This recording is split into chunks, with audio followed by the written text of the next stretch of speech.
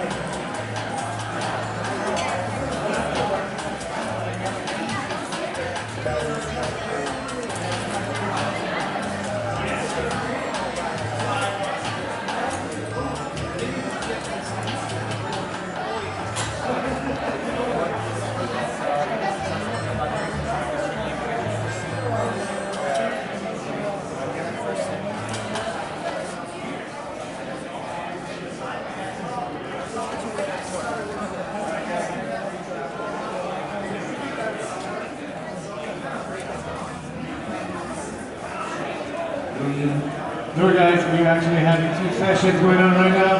We have the Enterprise in the back, Blackberry. If you're not going to a session, please be quiet. There's two sessions going on. The Enterprise in the back, the Blackberry, Enterprise App Store, and then we're having a PayPal shopping in the front. Again, if you're not in any session, please step outside of the building because it's really loud. Okay, that's the last warning. Bye-bye.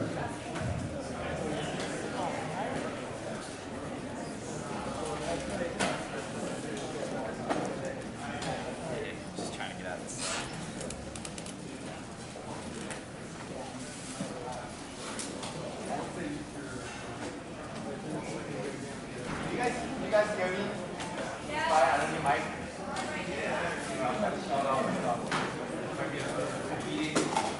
Anyway, should we just get started? Okay, guys, thanks for attending this talk. So I'm let's see, right? I'm Justin. I'm from PayPal, Braintree, Venmo. So PayPal owns Braintree, Braintree owns Venmo. That's why it's a weird thing here. I'm a developer. Anyone heard of Venmo before? Use Venmo? Yeah. Okay, great. Love it. Anyone heard of Braintree? But everyone's heard of PayPal more or less, right? I'll show you the name button. Anyway, just a quick plug. We have a hackathon. I don't know if you can see it. Go to BaddestHack.org in Los Angeles. Coming up. We're giving away $100,000, a chance to win $100,000. All the cities come together and stuff. So you can go to this BaddestHack.org. Anyway, here's what I'll talk about. Okay, creating mobile shopping experiences. Kind of a wrong word. Probably like, what is he going to talk about, right? Anyway, why? I mean, everyone's seen this kind of clip art about mobile, explosion of mobile, right? So I don't need to convince you why mobile, right? It's funny, I found a statistic that actually more people have mobile phones than toilets. It's kind of weird, right? I didn't know that. So I don't need to convince you why mobile. Everyone's here, they understand mobile. And I'm sure everyone's seen a chart similar to this about mobile, right? Everyone's seen a similar chart like this about mobile commerce. So we know mobile commerce is on the rise, more people are shopping on a mobile phone, but no one's actually buying it. What you don't know is this is actually a chart of like selfie sticks.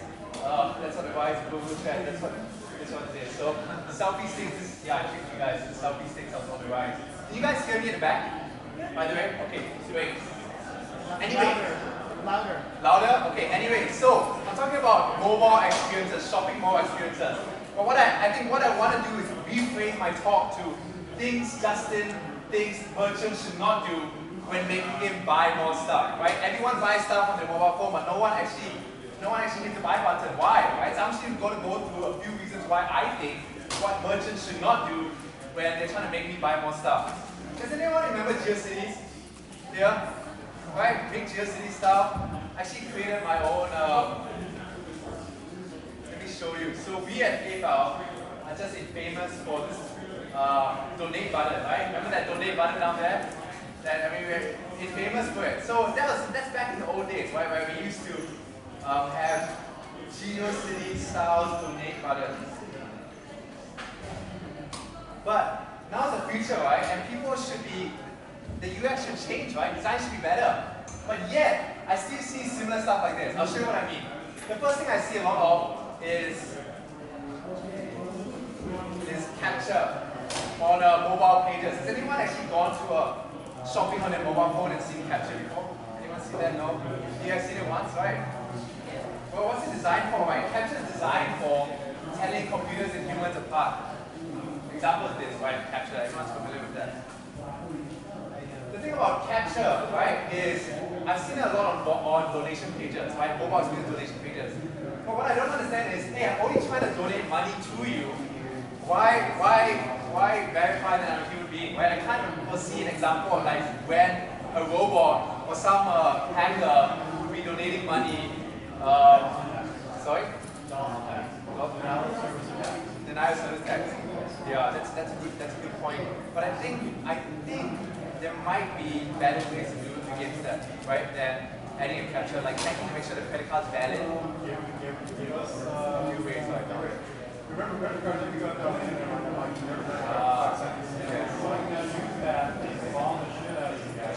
now with this capture, I have to pay someone in India to enter it, so it costs me now more money. I see. That's a good future. I guess, that's a valid point. Sorry? Yeah. I mean, I just think if someone wants me to donate money to you, we should try to make it as seamless as possible. Right? And not add pressure. Like, again, I've seen it here, another example is here. I just think there's better ways to do this than because I know if I can swear on a robot or record.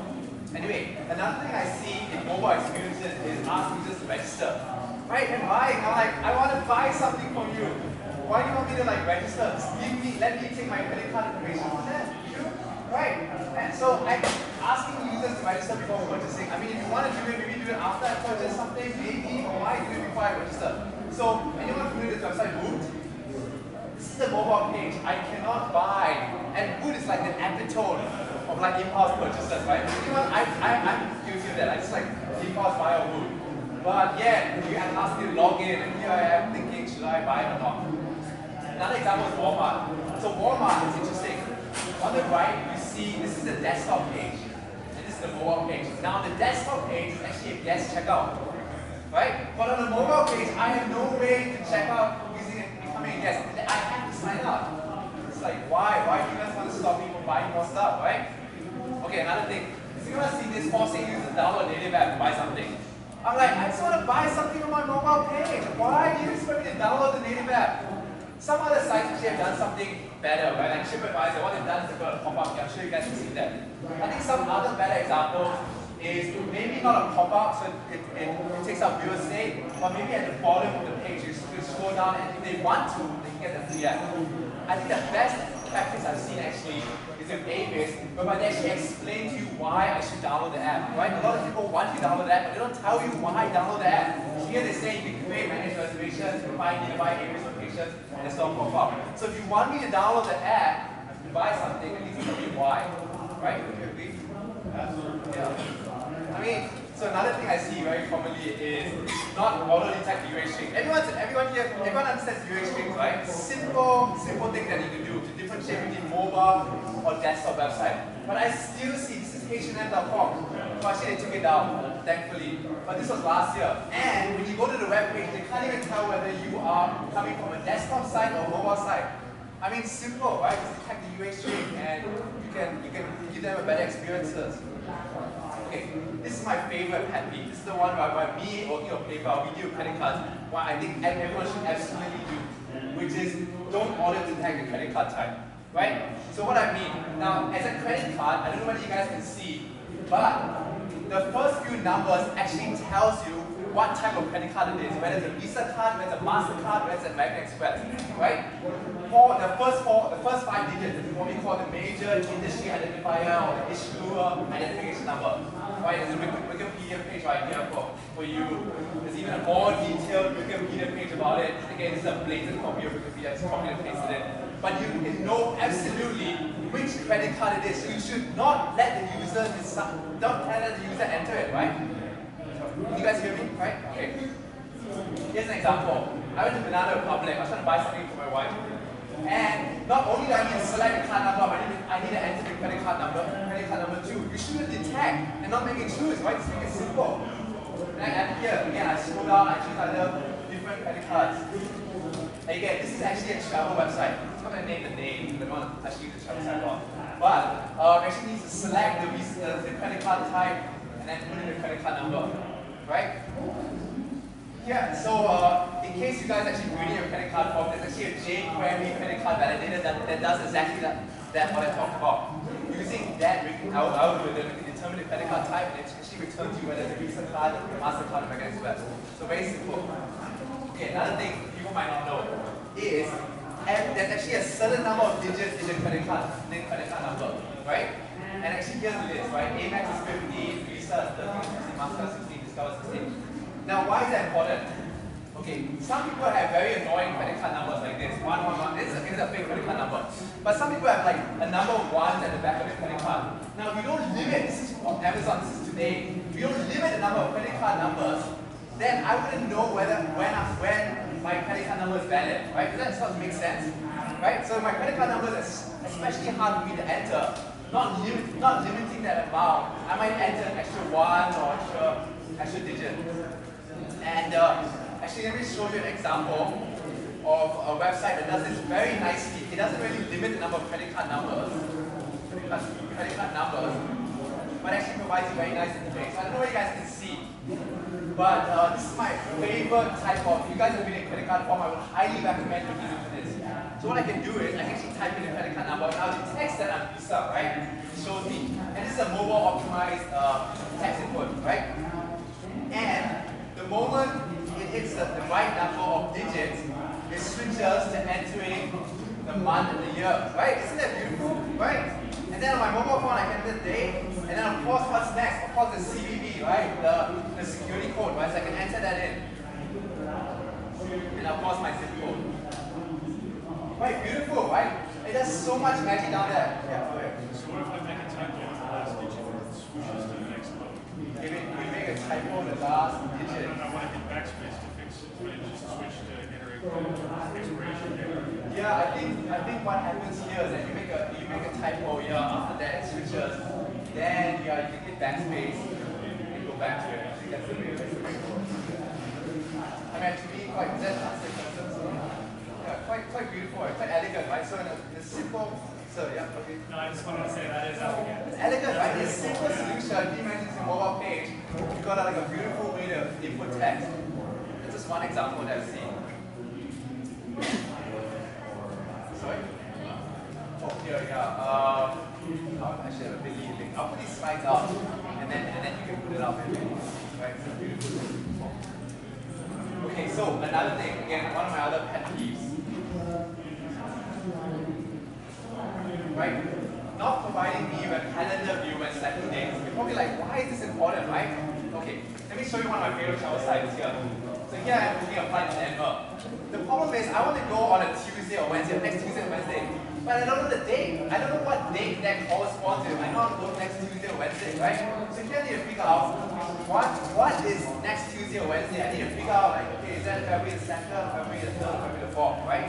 So, I mean, it's just prohibits me from entering in a mobile phone. So what I do, I'm sure everyone does this, is they enter the date, they switch to the calendar view, they check the date, and then they enter the date, right? I mean, it's so cumbersome. Here's another example, right? Here, it's even worse. Instead of like scrolling down selecting date, I actually need to enter it in. So for those who are not from the US, right? Some countries are month before date, date before month. And like me, I've actually made a mistake of booking the airline ticket in the wrong date because I'm from Singapore, whereby we actually put the date before the month. Right? I mean, simple things like that. Except for the US, right? Yeah. So now you don't know, you're like, okay, it does say month, date, year, but you're used to it, you're like, okay, you get mixed up. So what's a simple solution? It's so simple, right? Everyone's familiar with this. Calendar view, right? Just go in, hit a few buttons, and you can select the date. You know what month it is, you know what day it is, right? You know whether it's a Tuesday or Wednesday. So helpful in booking airline tickets, right? You know that you want to book it on probably a Friday, you go on a weekend trip, and then come back on a Monday. Such a simple thing. So that's one thing that's one of my things that merchants. That's another thing that merchants do, and not that payment people buy more stuff. There's more long scrolling lists. What I mean, right? So here's a typical one, right? Where we go and we see state, right? And as everyone knows, there's a ton of states in America, so it's a huge scrolling list. So it's interesting, right? You can actually determine the state from the zip code. Yes, correct. So you don't even need to do that. Why expose the user to this enormously long scrolling list that takes them maybe like, I don't know, 5 minutes, I'm exaggerating, 5 minutes to scroll, when you can determine that from the zip code.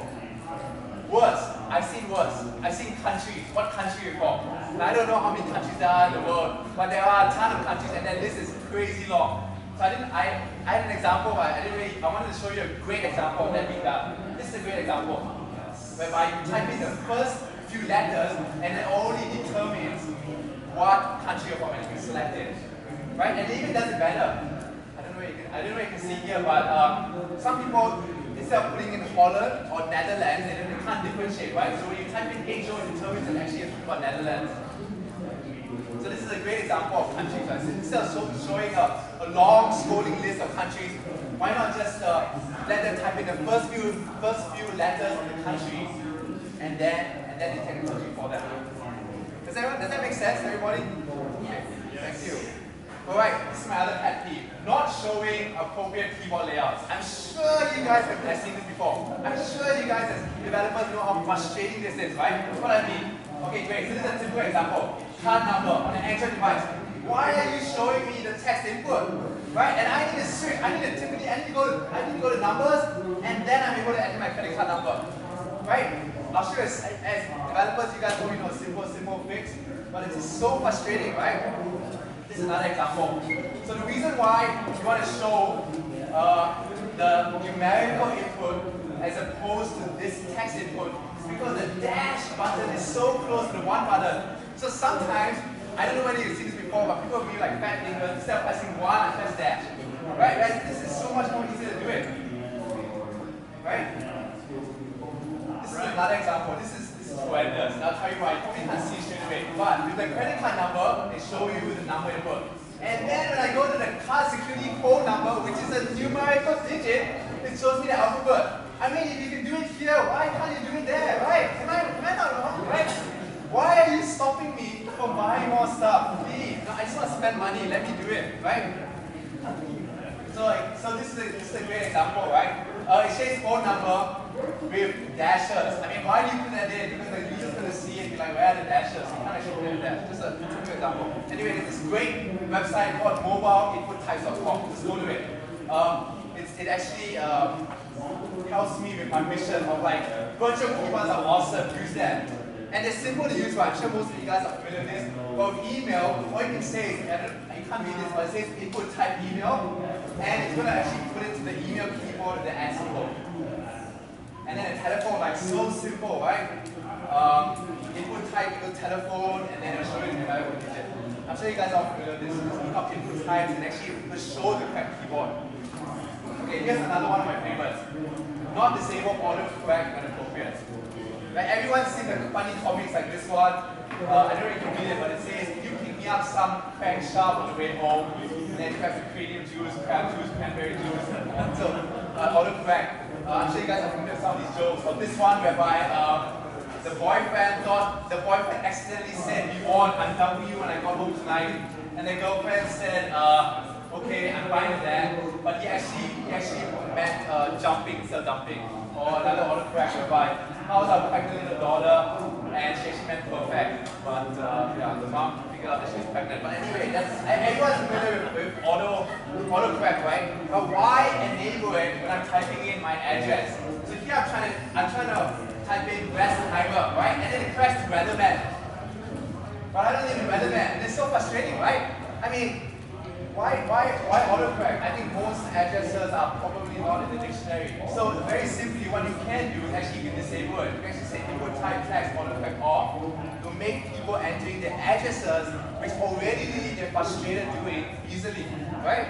Super simple to do that. Okay, so now I talked to you a lot about what people are doing wrong and how to fix it. Those are simple fixes. What I'm going to talk to you about is another thing. This talks about creating more shopping experiences. So let me just walk you through a few experiences that I think where they're taking it to the next level. Right? I mean, again, past the GeoCities, mobile web pages, this is what I think people are doing and taking mobile shopping to the next experience. The first thing I talk about, first of all, does anyone have any questions on what I talked about just now about bad UX design and how to fix it? Any comments about it? Okay. Worldwide window shopping experience. What does that mean? So for this, what I'm talking about is people can actually discover and buy products on a wider variety of platforms. Let me show you a few examples. The first one of my favorite is Browsy, right? So what Browsy does, I don't know if you guys can look it up, is it makes Pinterest boards automatically shoppable. So it's a different experience. You go to your Pinterest, actually you can select your different items on Pinterest and actually shop for it. Another thing is Soulsea, I think that's how you pronounce it. What it does is, it makes your Facebook profile or your Instagram profile monetizable. What do I mean by this? Right, you can actually go on to, you can actually list items in your Facebook profile. Your followers can comment sold, and then what happens is it actually buys your product. I mean, how cool is that, right? Very different way of purchasing. You don't need enter credit card information or anything. You just buy it on Facebook or Pixby. This is a cool one. I don't know if you can see, but this is a magazine article right here, and there are little icons on the article where you can actually purchase, for example, the pants of the biker, or the helmet, or the wristband. So very simple, very cool, different example of what's going on in mobile e-commerce today. Another category that we commonly talk about is snap buy, right? Visual, just using your camera to buy something. There's a few startups, actually companies, actually doing really cool stuff on it. The first one is Target. So what you can do is, you can use the Target app, you can snap a photo, and it'll tell you of the item, right? And it'll visually recognize it. And it'll tell you immediately whether the item is available in your nearest Target store. That's really cool. Another thing is Snap Up. What that does is you take an item, you snap items around your house, and you can actually put it in a wish list. And the best part about it is you'll add it to your wish list and track the price point of it. So if it drops, it'll tell you when it drops the price. So you go to like an IKEA store and snap it, snap item. You go to like MAH00009 to snap items and add it to your wish list. This one, MAH00009, which is basically a way for you to track the items in your fridge. So it comes with a tracker. You actually scan the barcodes in your fridge, and it'll tell you when items expire, when you need to stock up on stuff, and what's in your fridge. Right? Very, very cool. Another different way, another category we talk about is personal storefronts, which is basically bringing your experience into something that's more visual, personal, easy to navigate. Let me show you what I mean here. So the first item is Spring. And you should check out the website, it's really cool. So everyone's very familiar with Instagram, right? So what they do is in your website, they have a very Instagram-like interface. And then upon signing up, users can actually scroll through and then select brands. Cola. This is extremely interesting. Anyone here familiar with Tinder? Right? And the interface between Tinder where you can swipe left and right. So instead of doing something like Instagram or Pinterest, they actually do something like Tinder. So you scroll through your items, you select it whether you like an item or you dislike an item, and they'll narrow down your choice when you buy something with your phone. Then Clinique, which is a cosmetic brand. Now, again, I don't purchase cosmetics, but I think something about cosmetics is you need to be very personal. You need someone. I think that's why it's so successful in stores, because you need someone to chat with you live. So what they've done in this website, the experimenting on it, is have someone live chatting to you on the website, and then you can actually buy stuff with them. Okay. Another category I'm talking about is contextually driven actions that we talk about PayPal. What are some examples? First one is Urban Outfitters. So this one's really cool. So with Urban Outfitters, I'm sure people are familiar with the store Urban Outfitters. When you go to the store, it will notify you when you go to the store. It will send you a push notification. The funny thing is when you go to the changing room, it will notify you to take a selfie. So it actually tells you where, well, it's a notification. You don't have to take a selfie, but if you want to, you can take a selfie. So it sends you relevant messages throughout the store where you're at. If you're in the shoe section, it might send you notifications about a sale in the shoe section. Another one is Place Us. So what this is actually is it's very similar to IFTT, if then it is, which is you can set about actions. Which I think an example they gave was if you're walking near a coffee store, or you're walking, let's say you're on your way to work, you will automatically order coffee for you at your favorite cafe. Right? You'll actually be location aware, and as you're in that location, you may purchase an object for you if you desire. Quirky plus Poncho. This is very interesting, and it gets quite creepy. So what Quirky did is it partnered with this weather app called Poncho, when the weather goes above 75 degrees, I guess in LA it does quite a bit, it will show you air conditioning, AC ads. And then when the weather drops below a certain level, it will show you heater ads. So again, it knows you, it's contextually aware of what's happening around you and shows you the appropriate ads. Pre-programmed transactions. I think we talked sort of about this, but let me show you a few interesting examples of what's going on. First one is this thing called Dorothy. So this is a device whereby you can put your shoe and then you can click your heels and it will do an action. So what this one is, this one's interesting, right? You would go to a place on the road and you would click your heels and it will order like an Uber cab for you in that location. Instead of clicking an app. Again, it's a unique way. I'm talking about interesting mobile experience, right? Zappos. What it does is actually they teamed up with MAH00009, and when your shoes reach a certain mileage, it will tell you that you need to replace your shoes. So that's really cool. And then Google Wallet, I think this is very interesting. So everyone's probably has been overdrafted on their credit card, on their bank accounts, right? So what it does is if your bank account reaches a certain level which is too low, you can automatically have a balance alert or transfer money from your Google Wallet into your account, your debit card account, so you don't get overdrafted.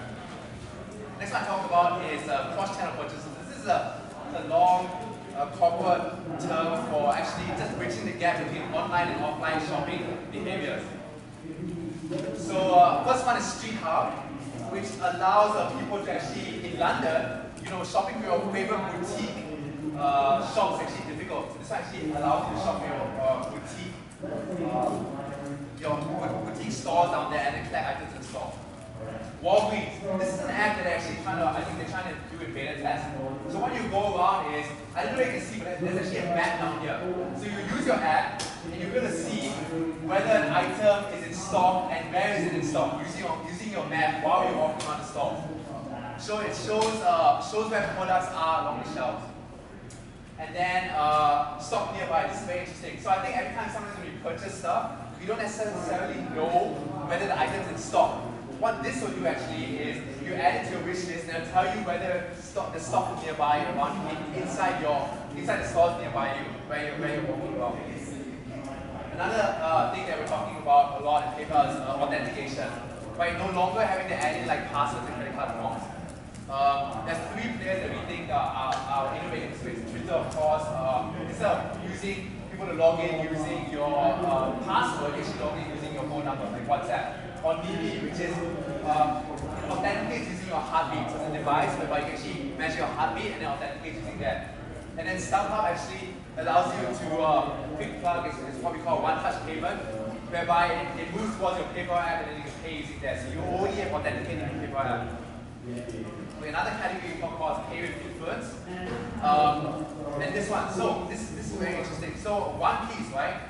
It's actually they sell jumpsuits. I guess people might wear them on down Hollywood, people might buy them. But what they do is, if you have 40,000 followers on your Instagram, on your Twitter, they actually give you credits or give you discounts. So what they recognize is that influence matters, right? And if you are shopping and you buy something, right, I'm going to give you a discount. The other thing is Star Wars. So what you can do is it's like affiliation. So when I actually send this on Starbucks, I actually send this link to my friends, and I'll get credit if my friends actually buy using that link. The other thing was what Marc Jacobs did. I don't know if you can hear this. He traded hashtags for handbags at a fashion brand street shop. So what does that mean? I walked in the shop, I can tweet out. I think the hashtag was MJ Daisy Chain, and if they see my tweet, I actually get a discount. So just by sharing what's going on and affecting influence, actually you get discounts. And I think the stores actually starting to recognize that. Okay, currency exchange. I think the previous panel talked briefly about this, but people are looking at Bitcoin, that's one. People are actually looking at other places like Faster Cash, which is actually allow you to purchase using like airline mileage or other tokens of value. And then Shift is another one whereby it's actually a credit card that you can actually top up using airline mileage, rewards points, multiple different currencies, including Bitcoin. And of course, everyone's heard of Venmo. We're actually moving towards helping merchants pay using our Venmo account too. Loyalty, right? So people are recognizing that loyalty is very important. I think Bid2Pay actually allows you to log. So this is interesting, right? So what you do is, we know credit card companies want you to sign up for their credit cards, right? So they will bid, the credit card companies will bid for your purchase. So when you buy an item at a store, they will bid for you to use their credit card. So in this case, you're buying something, and actually show you, well, if you buy some Bank of America, will offer you 1%, Amex is double points, or Citi is 5% cashback. So they actually bid for your purchase. And then Texas allows you to, it's another loyalty app, allows you to get loyalty points. Taobao is interesting because what happens is they partner with the biggest mobile operators in China, and they'll give actually mobile data as a form of affiliation to customers. Yeah. End-to-end purchase fulfillment. What is this? What is again this corporate term? What this means is that instead of actually we take you throughout the whole experience. So I guess what does that mean, right? So with Keep, it's a mobile app that allows users to select merchandise from multiple vendors across the web. You can put it in a single cart, right? So I can go to like Macy's, I can go to like Home Depot, I can go to Marshalls, I can select these items, I can put it in one shopping cart and pay using that. Another thing is reserve. So I think there's a lot of apps like Grubhub or OpenTable that allow you to reserve tables. But they don't actually allow you to pay the meal, right? Because you've only got your credit card information out there. So this takes you through the entire experience. It reserves a table, you can purchase, you can order through the app, and then you actually pay using the app too. Just end-to-end experience. And then of course with Starbucks, this great app, I mean everyone's familiar with this. I guess a lot of people are familiar with Starbucks app, but they're actually taking it one step further. They know that you buy coffee every day at a certain store. So what they're going to do is give you the ability to order that coffee in advance at a time that you want it to be ordered. So again, very, very simple. So I think we have left with, is there any questions about any of these experiences at all? Yes? Will the slides be available later? Yes, yes. Because this is just gold. Is it? Yeah, it's a great presentation. Thank you. Okay, thank you. Thank you so much. Yeah, I'll post and stuff and everything. I guess since I'm tired, this stuff, I'll do a quick plug of like what the paper brings you, some tools that you can use, again, to run through or what you can do using our tools, right? So I'll show you a little ad that I wrote. Give you 5 minutes. So actually, I have a dog. Okay. Again, this is an app I built with some of the tools. I'll show you what we did. Who's blind, but he thinks he can see. This is a cute photo on here. It's cute, right? People always want to pet it, especially kids. So I wrote an application that charges people when they want to pet him. I know what you're thinking, right? I'm an asshole. I'm not. I'm actually trying to raise money for ISIL, I promise. So let me just show you really quickly what a quick app that I wrote. Again, you can take a look and see with the app. This is the page here. There you can see it's a responsive page, so again, mobile optimized really quickly. Right, you can roll it. Well, what's missing actually is a way for you to pay the pet bank. You get $99. I might have a bit of problem with my business model out there. But what we provide is a simple JavaScript drop in here that you can copy and paste into your code. So here, I need a way to for code to pay back. I just copy and paste that code in there. And then we just refresh. And just like that, you got a credit card form, right? So what we did a few things, again, we detect the credit card form. This is our own iframe in there. Yeah, it actually tells you whether it's a wrong credit card number, detects the digits, etc., etc. And of course, it's responsive too, right? So you can shift everything like that. And then, just to let you know, we also have developer mobile SDKs where you can select. If I can show you an ad that I will eventually right here. Mobile app. So again, this is all in the app. Let me not show you my password there. And this is an ad that I will. Again, this is using the SDK. Okay. So you can add banking. And I just made a few modifications to it. Again, I really didn't do much. It's in the app. You can accept credit cards. And I think one thing that we try to do is try to make it cool and fun. So using your credit card, what you can do is actually just scan your credit card. So at the risk of giving you guys my credit card number, so you can scan the credit card. And then yeah, you can type in your CVV. And then there we go, I just charged myself $260.46 to have my dog. But those are just a few things that, again, if you want to talk to me more about it, you can, I can show you a few examples of what we've done and some APIs and SDKs that we've done to make mobile commerce simpler. But again, so that's my talk. I'm Justin Wu. Here's my email, ju@paper.com. Feel free to email me. And that's my Twitter handle. If you have any questions, I will be here throughout the rest of the camp. Thank you again.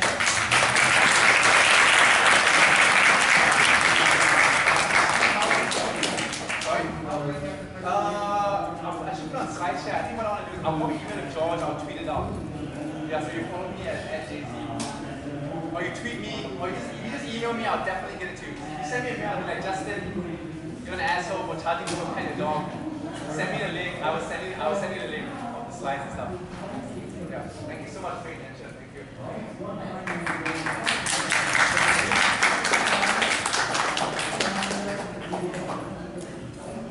Thanks guys. We found it useful.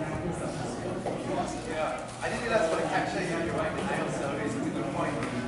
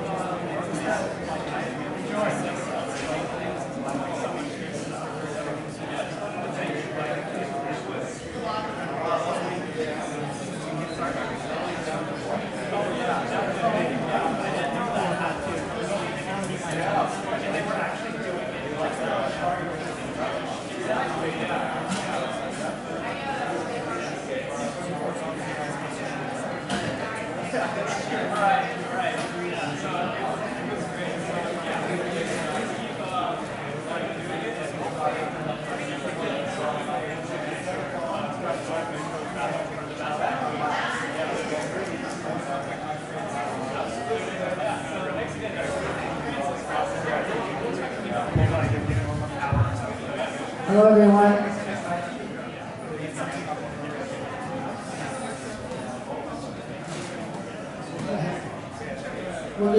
start. We're actually running about 30 minutes behind, so I don't know if we're going to make it up, so sorry about that. Super fast, I don't have to be super fast. But just want to tell you that the presentation happening in the back is 12 tips to making a mobile app and not sucking. Sucking at it. Big from Trey Varela. He is one of the formerly the VP of engineering at